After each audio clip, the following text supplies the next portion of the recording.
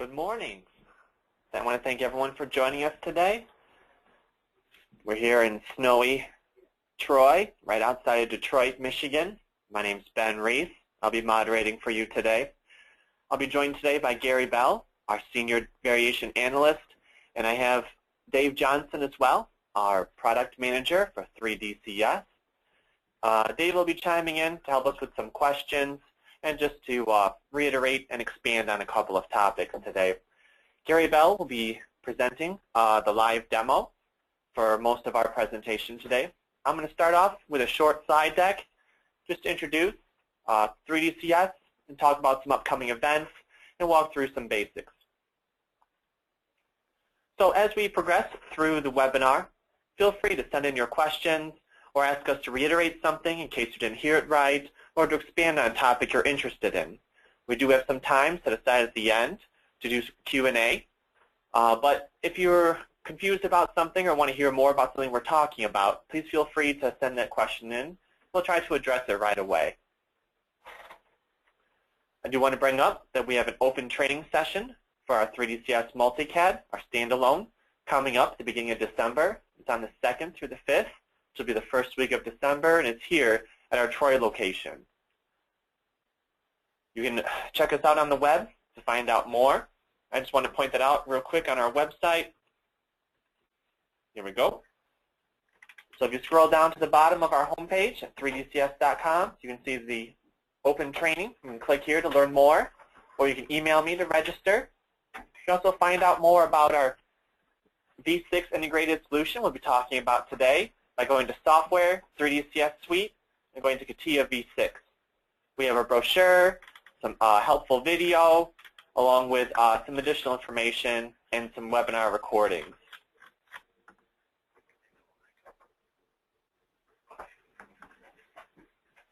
Our agenda for today. So I have a short company introduction.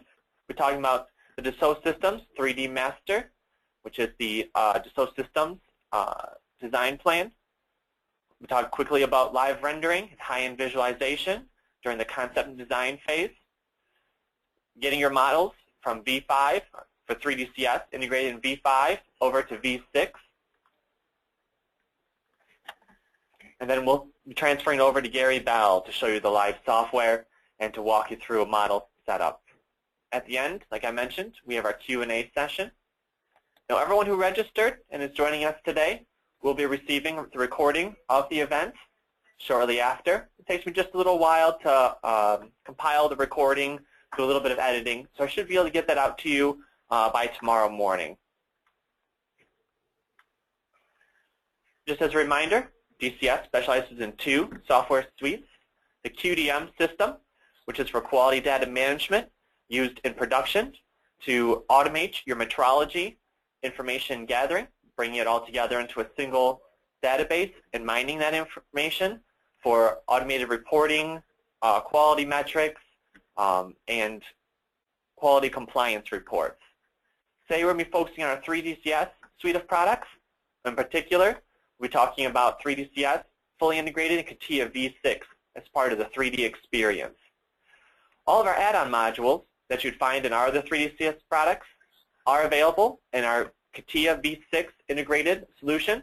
So if you're used to using, mechanical modeler for your kinematic moves, or if you're interested in using DeltaGen for high-end visualization, those add-on products are available in this suite. Just want to know, Gary Bell will be our presenter today. He is our Senior Dimensional Engineer, and he's ASME Y14.5 Senior Level Certified. Gary's an experienced veteran here at DCS. And those of you who have had on-site instruction, come to some of our training classes, or been a part of some of our conferences and events have probably bumped into Gary. So what is this all about? So we're all about controlling variation, which is at the heart and root of most of our quality problems. We know that the cost of quality increases the closer you are to the customer site. We see this in all of the warranty claims. We see this in issues that happened when the product's already reached the customer. So the earlier we can simulate, find, and control problems, the cheaper it's going to be to design those out. So we want to find ways to simulate and anticipate issues as early in the product life cycle as possible. The Dassault Systemes 3D Master, you can see that DCS supports the entire process from the beginning to the end. We start in the beginning with some of our spec studies, determining key objectives, looking at high-end visualization, looking at our tolerance specifications. And then as we go through, we had tolerance and variation analysis, simulations, and optimizing our assembly variations. And then, of course, using QDM for inspection reporting in order to get those live reports and to bring those back into 3DCS to optimize our designs. This reiterates that dimensional engineering can be used throughout or at any stage along the product life cycle. So depending on how your company uses dimensional analysis or where you need it, DCS and dimensional engineering can benefit you. So our V6 integration vision. So today we're talking about leveraging the V6 environment with live rendering, 3D tolerance, and annotation. We're looking forward to having additional functionality as part of the 3DExperience as we continue on to improve our vision. It is, of course, fully integrated, stored in the database, so you don't have to worry about different iterations of your model. And you have all of the tools that you had in V5 or in your multicad, you have all in the V6 environment. So it allows you to do seamless design optimization and tolerance analysis. So your V5 to V6 conversion, there's a consistent tool set, so you don't have to relearn the entire interface, and a seamless model conversion. I have an entire process workflow I'll be sending out as part of the after event packet. Here, I just want to let you know that all of your geometry, your assembly, your GD&T will all carry over from V5 to V6. So let's talk for a moment about data management. What's the difference now, and why is this integration so important to us? So in V5, traditionally, your data management was held in a file storage. It was in a basic flat file system, and you had to worry about different locations in case you're multinational, and different revisions of your model being used at different locations. So you have to make sure that you don't have duplication of data or worse, duplication of work. Even using a file server, you have a number of different files that can be easily duplicated and left on people's local machines, and you have to watch out for all of those revisions and handling all of your information. In V6, all of that information, including your 3DCS model, can be held on a Novia V6, which means that everyone's working with the same information being pulled from the database, so that there aren't different revisions of your model at different sites being worked on. All of it's stored in the same place, and you don't have to worry about duplication of work. You can also put that information on a local web server, so that way it's all running off your local server in case you want to keep it within your network. So let's talk for a moment about spec study and high-end visualization. So up front in your design phase, you want to create your concepts and determine your dimensional specifications and your tolerance objectives. It helps to be able to use high-end visualization in order to actually see what your product's going to look like with those tolerances. This lines up your aesthetic quality with your dimensional quality. You want to make sure that one doesn't hamper the other. So even though you can loosen up a tolerance dimensionally, you want to make sure that's not going to negatively affect the aesthetic qualities of your product. In the 3DExperience, we have access to Showreel, the live rendering system, which allows us to take our model and live render it as we're working on it. We also have the ability to export our model to DeltaGen to do high-end visualization and create flash presentations, which are really nice because they give the element of 3D. They also have, what would you call that, taggable scenarios. So you can go through and click through your different tolerance scenarios to take a look at them quickly without having to worry about loading data or changing any information within your model. So the V6 live rendering, you can see here we have the ISD car, one of the V6 sample models. We've added the live rendering through V6, giving it photorealistic quality, reflection, and lighting. I have a short video, just want to show you. I'm using a spec study with live rendering. I'm going to skip through a little bit of it, so I want to show you about 20 seconds here. We're looking at this particular gap and flush condition for the trunk and on this head and tail light. So you can see we've added our lighting, so we can see the reflections of the environment on the product itself. I'm going to skip to closer to the end where you can see some of the gap conditions, so you can actually see the change based on your tolerances in your model or based on specified tolerances. So if I haven't completed my model yet and I just want to see what range we're starting to look at during the design phase, I can specify particular tolerances for these gap or flush conditions just to see what they might look like on my actual product. This gives me an idea as I begin designing my product how my tolerances are going to affect the aesthetic qualities.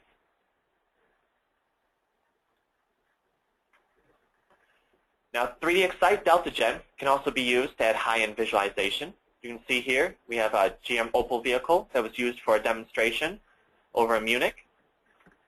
The hood, you can see the hood to fender gap changes. We have a nominal design, we have a maximum gap, we have an A or V gap. In this particular condition we have a V gap, and we can see how different tolerance scenarios, so if you get a max condition in one area and a minimum condition in another area, at your extremes for your tolerance setup, how that's going to affect the appearance of your vehicle. Afterwards, I can export a flash presentation which has a 3D feel, so I can move the model around in 3D. And you can see on the right-hand side here, I have toggleable scenarios for the different gap conditions. So I can quickly toggle through and move my model around to show what it's going to look like in those scenarios. What's nice about this is it being a flash export, anyone who is able of running flash on their computer can use and share this particular report. That means that if you've got managers or other designers that might not have access to the actual software, instead of them having to open it with CATIA or 3DCS, you can quickly email them the flash export and they can see exactly what it is you're talking about. They can take a look at your results, they can take a look at your scenarios and comment on it. So it's excellent for collaboration and sharing within your industry, within your network, within your team, also for sharing with customers. So at this time, I'm going to pass it over, the presentation, over to Gary Bell. Gary, you want to say hello? Hi guys. Ben, that was a wonderful job. I hope I can do as good a job. And as he's passing it over to me, show my screen. It's early in the morning. You have to say those things to me. My job is to show you that it is for real, and you can see hopefully on the screen right now that I have 3DExperience up and running.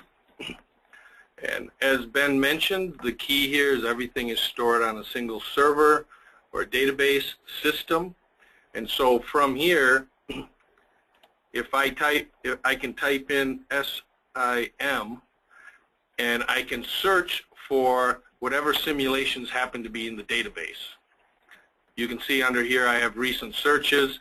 If I was to just say sim:(A), and I just search for that,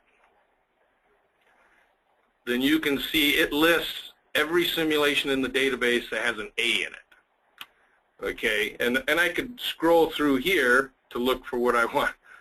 Dog head 2, to look for the model I want, or I can narrow it down and I could just say,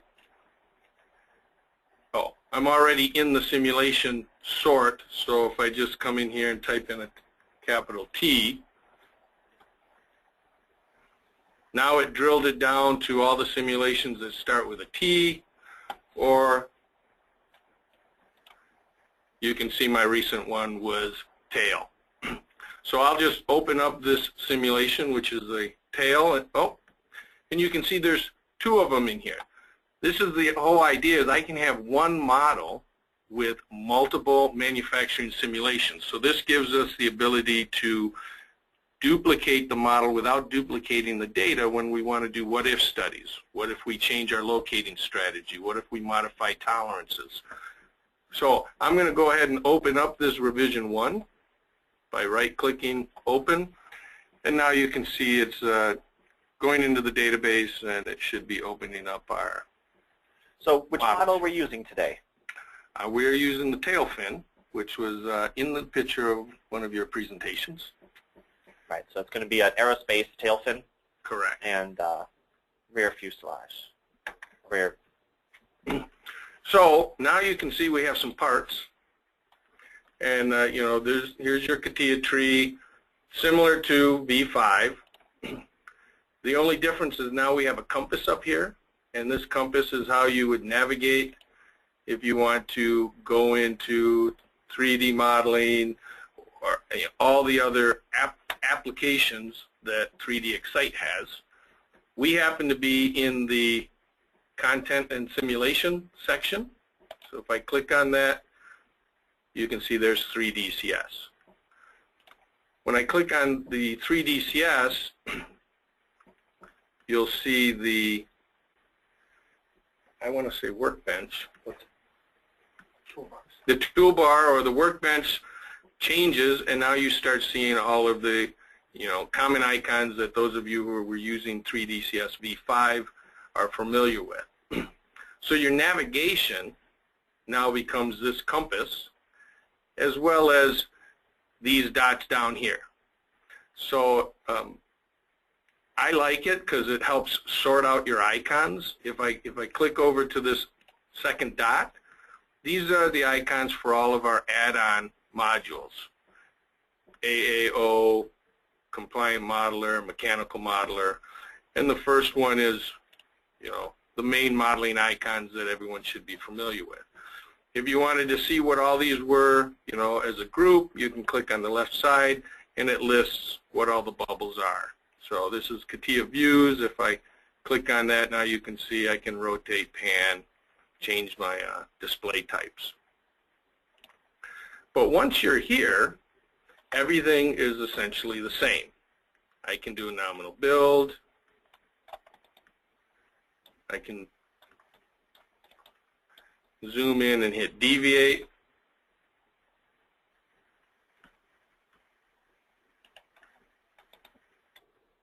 And I can run a simulation.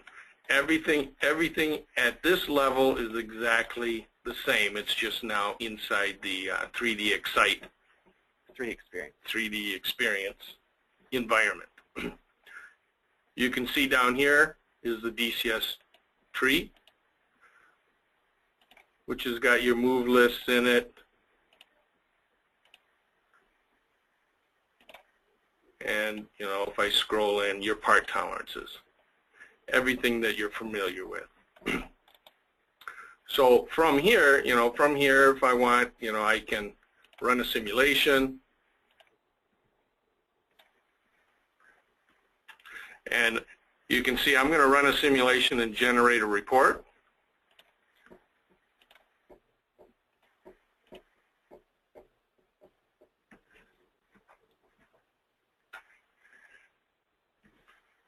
All right, this is running a simulation analysis? And a sensitivity analysis. Gotcha, and you're doing 2,000 builds? So I did 2,000 builds, and then you get your auto report. And if I click down here into the measurements, this model happens to have 4 measurements. And you can click in here, and it took a snapshot of where the measurement was, what type of measurement it is, and when I scroll down, your simulation results and your sensitivity. For those of you that may not have seen this auto report, you know, you saw that it generated automatically from the simulation. It's a HTML hyperlinked report. So when I look at this results, if I want to see what this #1 contributor is, I can click on this link, and it says it's the positional tolerance on this feature right here. So everything in here is, you know, you have your tree structure, tolerances that are in the model. You click on it, it shows you where that tolerance was located. Jumping back to 3DExperience, to give you a feel for if I wanted to make a scenario for this, I can come back up here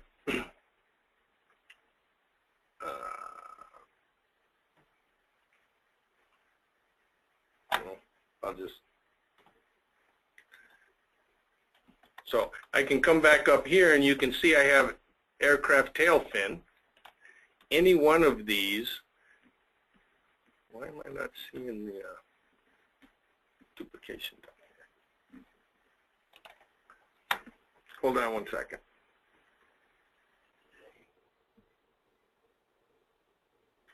Oops.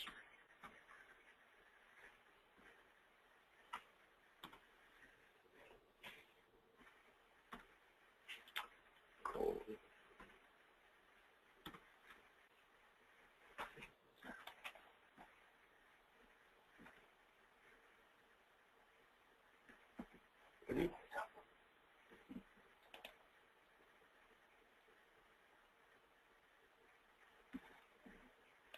It should have been right here.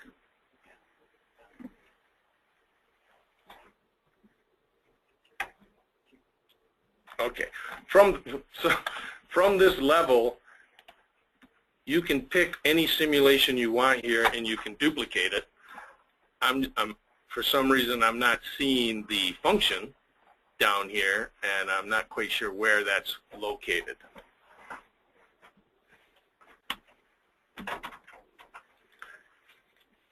All right, so this is Jason. He's our CATIA whisperer. Am I allowed to say that, CATIA whisperer? Okay. So we have to go to the top coordinate called the social and collaboration. Click on this, and it'll go to the life cycle management. Down here, it'll change all the toolbar, so then we can just hit double duplicate, and it'll make a new S. So now you can see from here, if I wanted to, I'll make a Rev 3, say OK.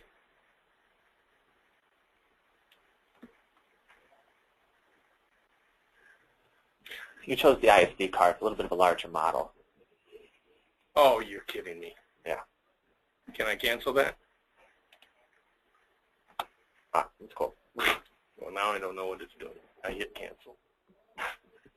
No, you The hit. reason why you guys are freaking out is because the ISD card is a 1.8 gigabyte model.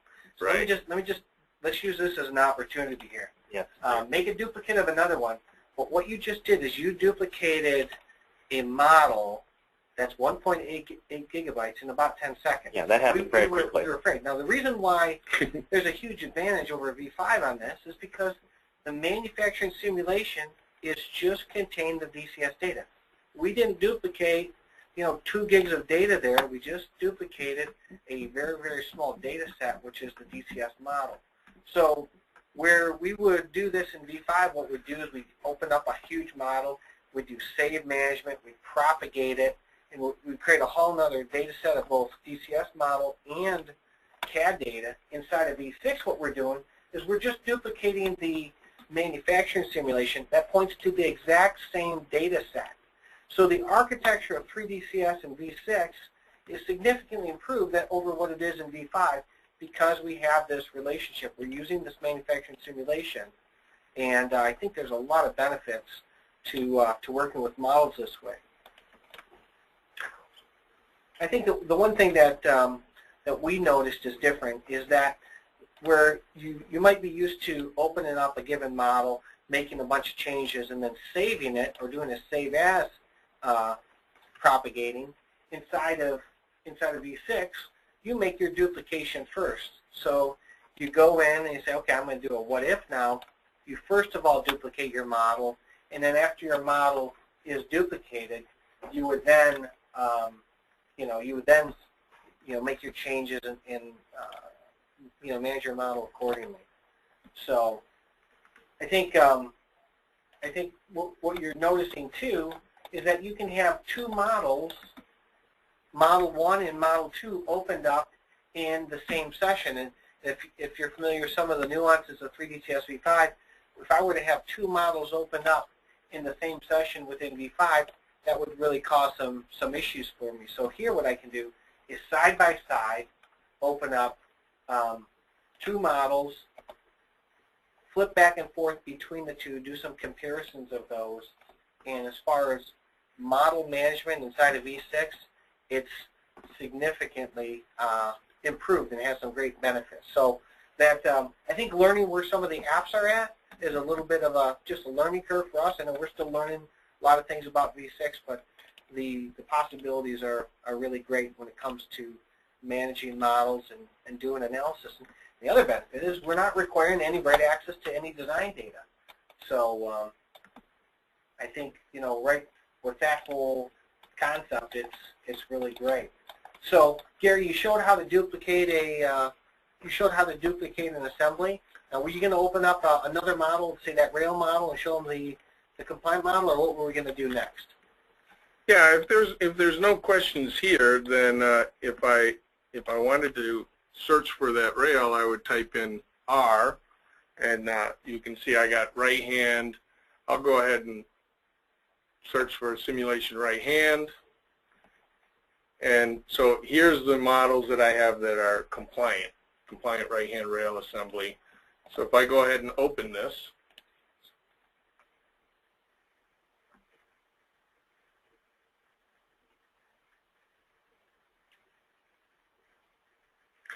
the other nice thing is this. Oh, give me 1 second, guys.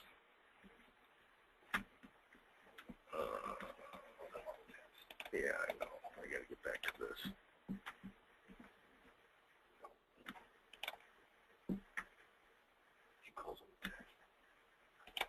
Well, I'm changing that one. So here you can see I have two models open right now, which happen to be Rev 1 and Rev 2.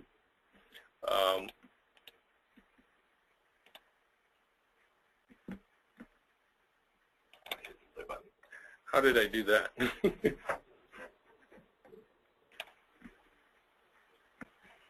Why is it? Well, I want to keep. Yeah, I know, but.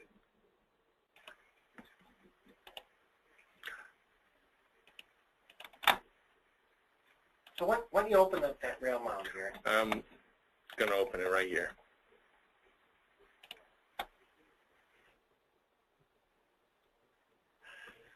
So we basically showed the ability to we talked through a little bit about how to load a model from V5 to V6. We talked about that. I think what we're showing right now is the exact same modeling capabilities, all the analysis same, the automated reporting the same. We're taking advantage of some of the visualization. And now what we're showing is, you know, the add-on modules like compliant modeling and mechanical modeler. All these add-ons are in the solution, and we're you know, we have the same toolbar there that we can go into. The DCS app is available, and we essentially have the same functionality, but the benefits of the V6 database behind us. Right. So this happens to be a compliant model, and you can see in this model we have clamping, welding, forces, and which is utilizing. I switched over to the add-on toolbar buttons down here, so it's utilizing these icons here and FEA data. So from here, if I So could you let's just reiterate, we do have some people joining us who might not be as familiar with 3DCS. The reason compliant modeler is a big deal is, like Gary mentioned, it uses FEA or finite element analysis, which comes from a solver like Abacus, and allows you to add a mesh file onto your parts and materials, which then can be used to simulate deformation from processes or from manufacturing. So in this case, when he says clamp moves, we're actually going to clamp the parts in the assembly, and it's going to deform the assembly. So if I step you through this build process,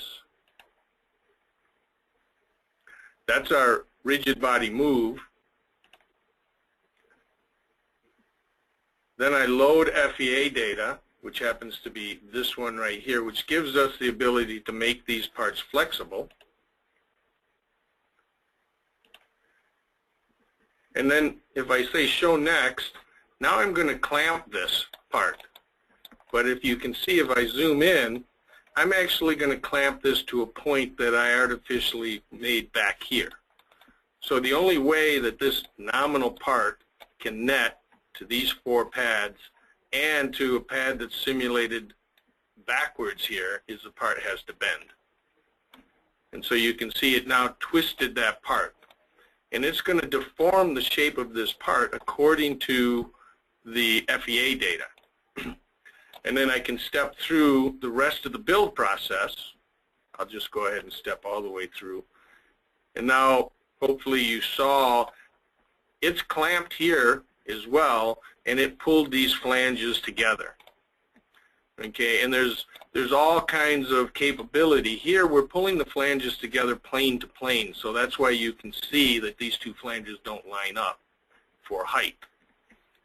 If I separate it and try to go through that a little bit slower,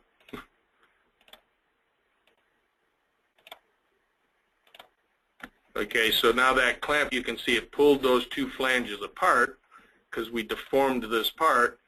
And then as I go through,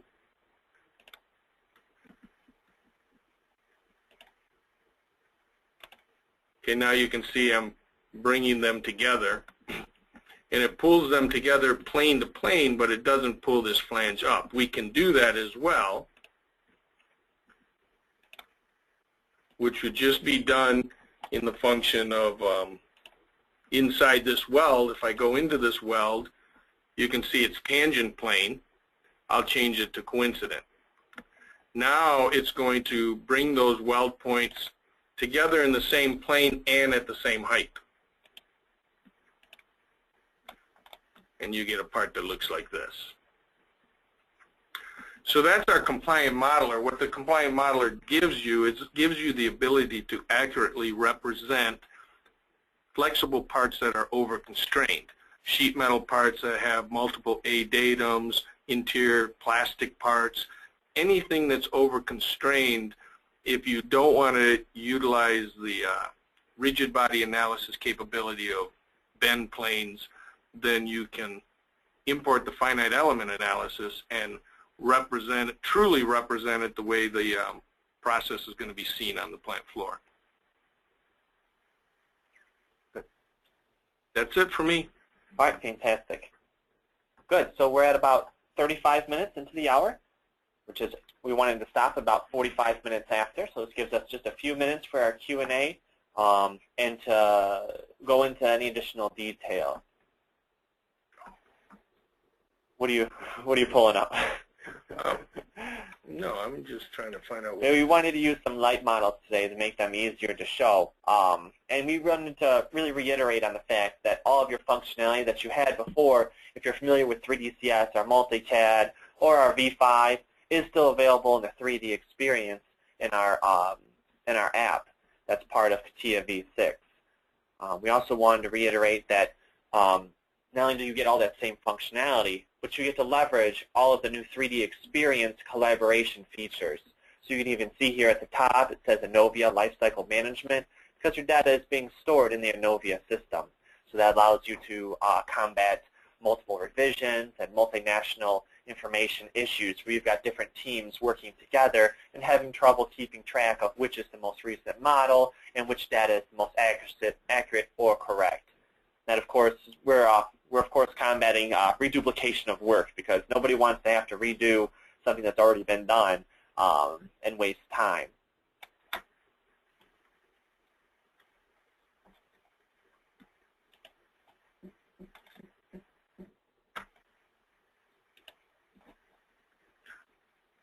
Any questions as I open up the tail fin model again?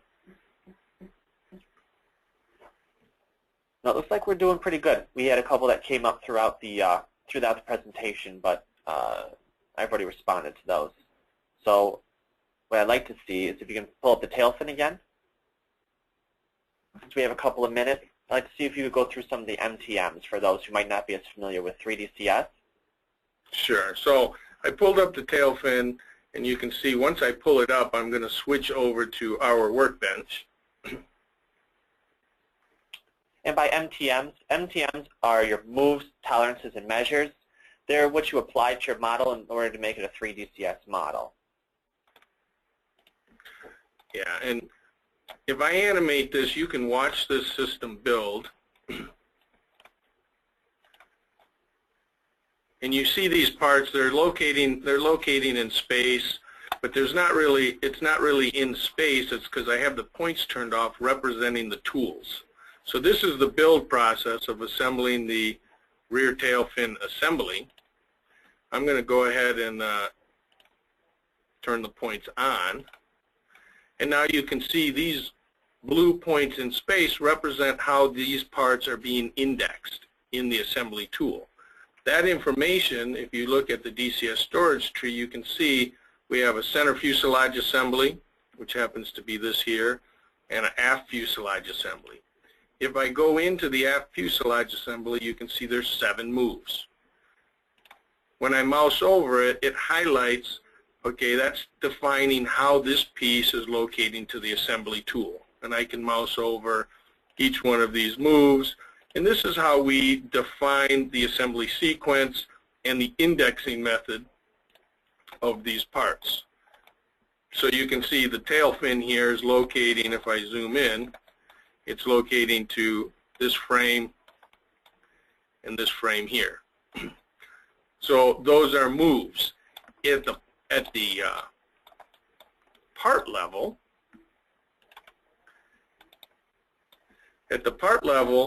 if I click onto this piece here, center fuselage assembly, and I drill down,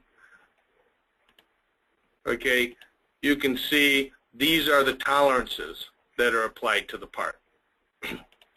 This particular part, one of the things that I wanted to mention is the other advantage of 3DExperience is that when you're loading off the database, everything comes in cache mode.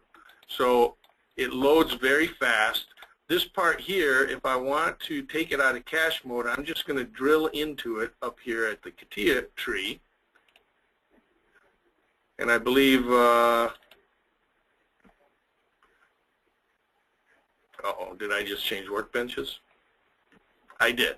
So because I double-clicked on this, you can see it actually changed the workbench, which isn't what I wanted to do. So I'm going to see if I can go back to my workbench, which I thought it would have done there.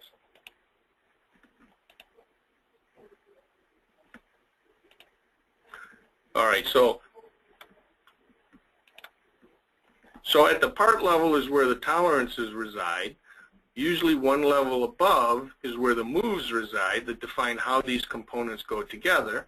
And then you have your measurements. If I scroll down here, there's 4 measurements at the final assembly, and there's 1 measurement inside this aft fuselage assembly.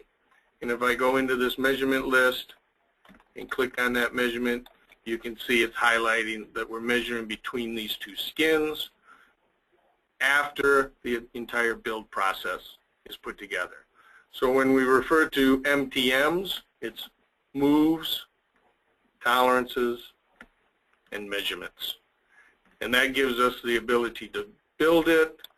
And if I zoom in after it's built and I click back on that measurement, okay, so now we're looking at that gap. If I go into the actual measurement, you can see it's 3.6 millimeters. If I hit deviate, we can see those parts moving around.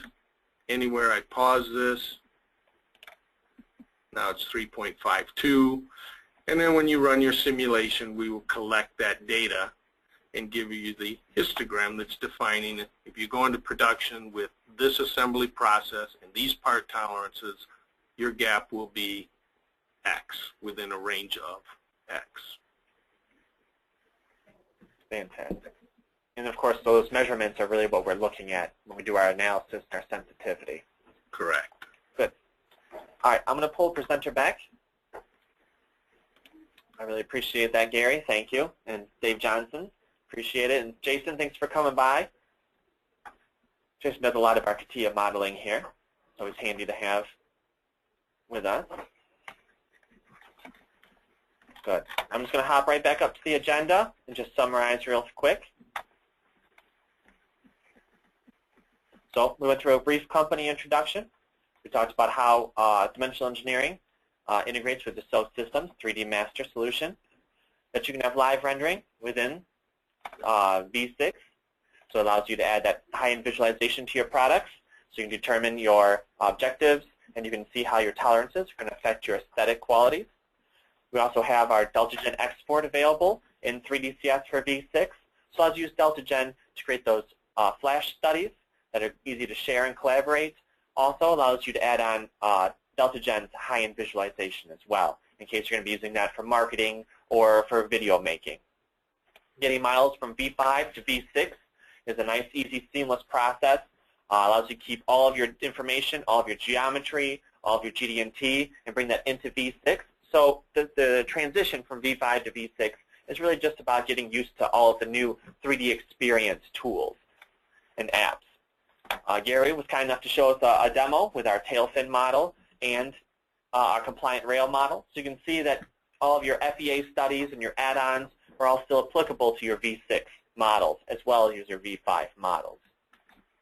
I had Gary show us just some MTMs for those who might not be as familiar with 3DCS, which are moves, tolerance, and measures, which we add to a model to make it a 3DCS model, which allow you to simulate not only the manufacturing tolerances, but also the process variations. So when you weld, when you assemble and clamp and bolt and solder, and when you attach parts together, how they shift, change, and deform. We just had a couple quick questions today, but if you have any other questions that come up, please feel free to email me at sales@3dcs.com. I'm going to go ahead and put up email address and contact information over here in the Metro Detroit area. And don't forget, we do have that open training coming up in the first week of December. If you're looking to register, just feel free to email me for those details or to check them out online at our website at www.3dcs.com. I want to thank everyone for joining us, especially those overseas and abroad, as I know that you're a couple hours before or behind. I want to thank you for sticking around or coming in early to check out our webinar. We will be sending out the recording. I should get it out to you by tomorrow morning with a couple extra videos in this presentation. I want to provide you a video showing you how to transfer your models from V5 to V6 and a couple little videos that show you some of the key features in V6, including that live rendering. We have access to our previous webinars, including the ones on high-end visualization and on modeling within V6, and our latest updates to 3DCS.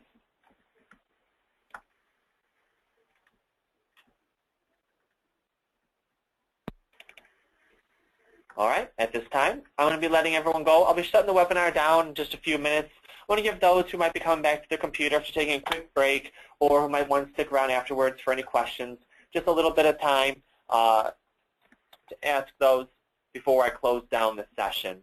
Once again, I want to thank everyone for joining us today. Really appreciate it, especially those here in the northern states of the United States or in Canada who are getting snowed in. I know we got, 6 feet in Buffalo, New York, and so we want to thank everyone for braving the elements to get into the office and to join us today. So thank you so much. I'm going to mute it now, and like I said, you'll be receiving the information packet and recording should be by tomorrow morning. Thank you.